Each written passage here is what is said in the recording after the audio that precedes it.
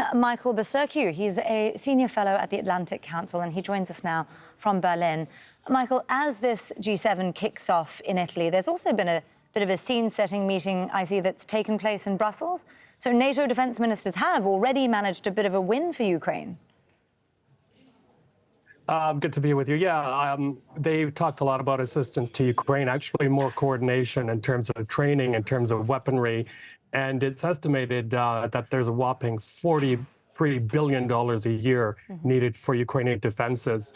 So NATO is trying to get its act together. But I think it needs to be said as well that we are moving to an era of new regional security alliances in many parts of the world, including in Ukraine. I can tell you that NATO is looked at as more of a kind of symbol than actually something that can help defend a country like Ukraine that is under attack. So that is something for everyone to think about as well, because Europe needs to take the lead in terms of defending Ukraine, especially if Trump and his MAGA Republicans come in. You talk about shifting alliances. I see Hungary has shifted their position, especially at this NATO meeting of defense ministers. What's been behind that shift? Yeah, well, how convenient for Hungary, a NATO member, to bow out when it doesn't like the way things are going.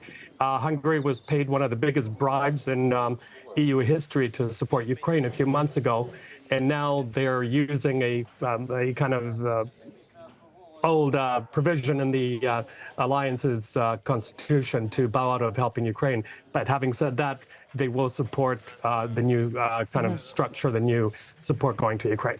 Well, speaking of all that structural support, there is potentially a huge monetary package headed for Kyiv after this G7 summit, derived, I understand, from Russian funds. How close to a done deal is that now? It looks pretty close, but it needs to be said that it is kind of an executive agreement, meaning that an incoming Trump, whoever gets into power, can actually cancel it.